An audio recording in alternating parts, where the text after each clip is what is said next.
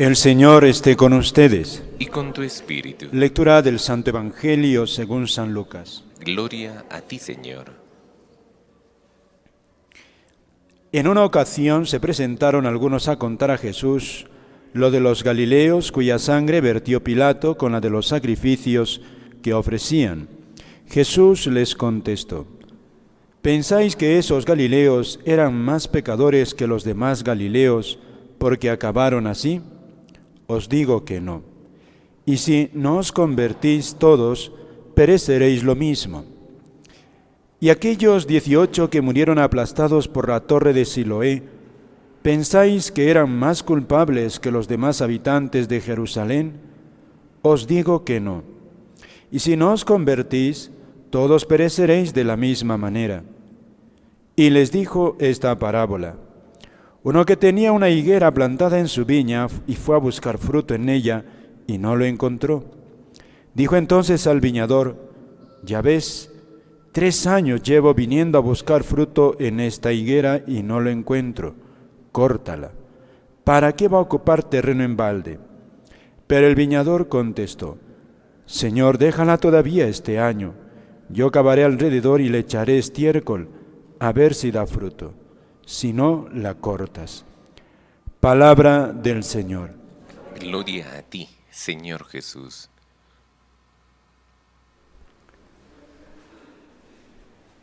Amados hermanos, en nuestro Señor Jesucristo, y María Santísima, nuestra Madre, estamos en este mes de octubre, mes del Señor de los Milagros,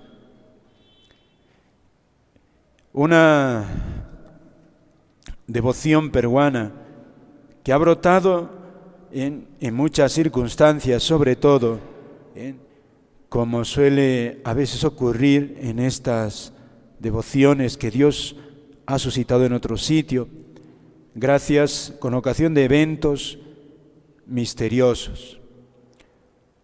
Un terremoto que no derrumba una pared donde está dibujada su imagen. Y entonces ese muro que no se cae suscita muchas inquietudes.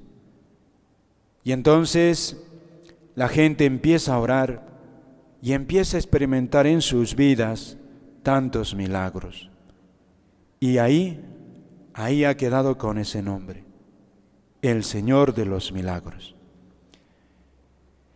Y esto, queridos hermanos, de estos hechos, así como terremotos, también en Cusco está el Señor de los Temblores, tiene este título, ¿no?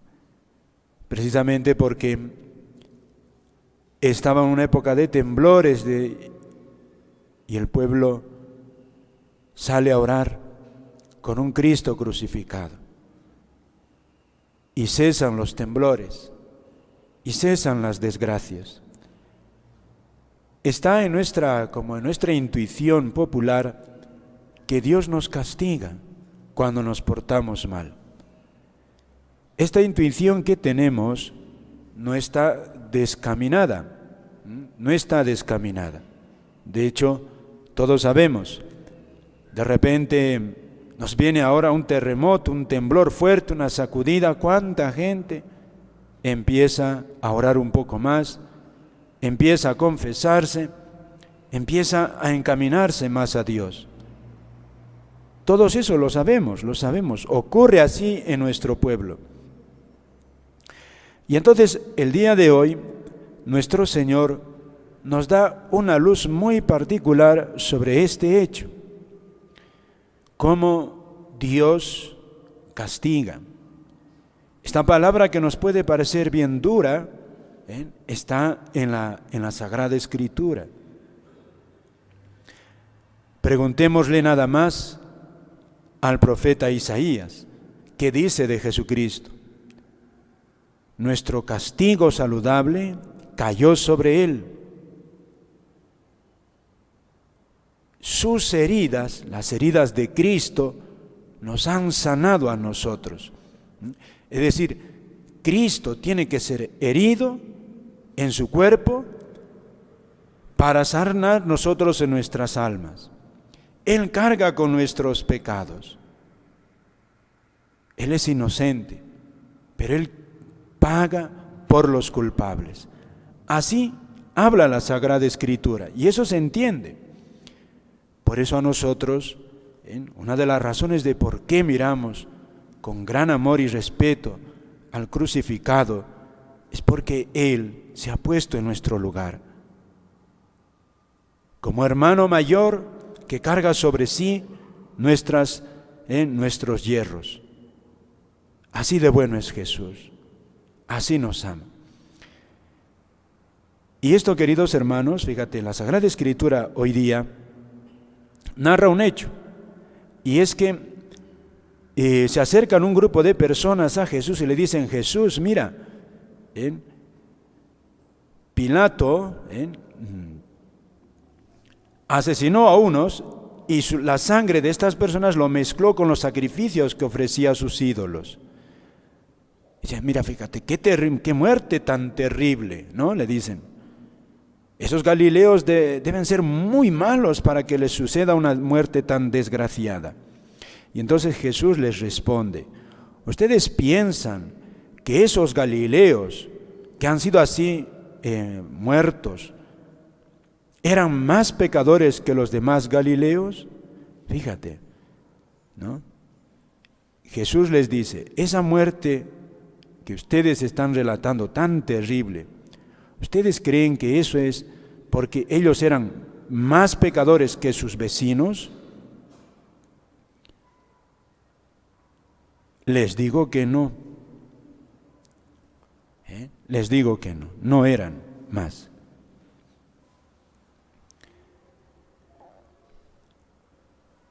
Y después les vuelve a aclarar, dice, y además, dice, les recuerda, hace poco murieron 18 aplastados por una torre. Una torre les cayó encima, 18 personas.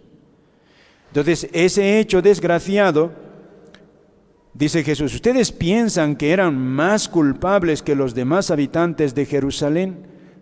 Entonces, muchas desgracias humanas, el pueblo la atribuye a castigos divinos. Terremotos, accidentes, cualquier muerte desgraciada. Y dice Jesús, en estas dos expresiones, que no podemos nosotros decir que esas personas son más pecadores o merecen esa muerte. No, ahí no entra Jesús. Porque evidentemente no siempre una muerte así desgraciada puede ser por motivo de un pecado, no siempre. Pero nuestro Señor saca una enseñanza mucho más valiosa. Dice, así como nosotros podemos pensar que una muerte desgraciada puede ser castigo de una mala vida, por una mala vida que están llevando, por una vida de pecado, dice Jesús, si ustedes no se convierten, van a perecer de la misma manera. Aquí nuestro Señor, queridos hermanos, no está hablando puede hablar de una muerte también en este mundo, pero sobre todo, aquí nuestro Señor nos advierte del peligro de la condenación. Que esa es la muerte más muerte, doble muerte. Es decir, Dios, queridos hermanos, es justo. Y si uno no se arrepiente y muere en pecados, sin arrepentirse, está el castigo eterno del infierno. Dios nos advierte. Fíjate que nuestro Señor, al hablar de esta manera, nos habla de que nosotros somos responsables de nuestras decisiones, no somos máquinas. En ese sentido nos aprecia. Por otra parte, si Jesús nos advierte, fíjate, no está diciendo aquí, cuidado, que Dios castiga a unos inocentes por los culpables, mucho menos, no. San Basilio Magno, gran padre de la Iglesia, decía esto: las desgracias naturales tienen su origen en los pecados de los hombres, no en los pecados de todos en general, no. Es distinto lo que dice San Basilio. San Basilio dice, mira, y con él muchísimos santos decían así: mis pecados son causa de las desgracias de este mundo. Un cristiano no señala a los demás que los demás son causa de castigo de Dios por sus pecados, no. Un santo se acusa a sí mismo. Un cristiano, queridos hermanos, sabe, si se sabe amado, se sabe también que por su falta de fidelidad Dios castiga. Esa es la diferencia. Yo no puedo señalar a los demás que por su mala vida Dios está castigando a nuestro mundo. No, son mis pecados, mi falta de fidelidad. Por eso los santos son eminentemente humildes. Se saben frágiles, por eso buscan cada día convertirse. Y no con un afán de miedo, no, sino con el afán de un hijo que se sabe frágil y hasta a veces se sabe cómplice del pecado. Se reconoce ante Dios todos los días necesitado de perdón. Por eso los santos son tan misericordiosos con los demás, porque ellos son los primeros que experimentan la misericordia de Dios. Queridos hermanos, estamos en el mes de octubre. Podemos ver mucho pecado en torno nuestro. Lo que hoy nos dice el Evangelio es: mírate a ti, mírate tus pecados y sepas que tú eres ventana, eres una puerta de este mundo. O cierras a Dios o le abres a Dios. Si pecas, cierras la puerta a Dios. Por eso hoy le pedimos al Señor con humildad: Señor, nos reconocemos pecadores y te pedimos perdón porque sabemos que nos amas. Nunca, queridos hermanos, un cristiano puede andar soberbio.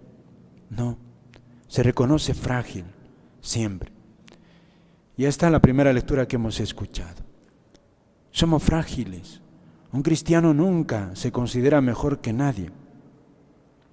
Y si Dios nos corrige, no es cuando castiga, no es que Dios castiga por desfogarse. El castigo de Dios es porque quiere corregirnos. Eso es sobre todo.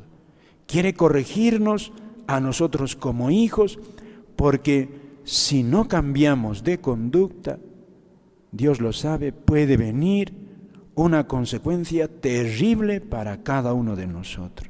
Terrible.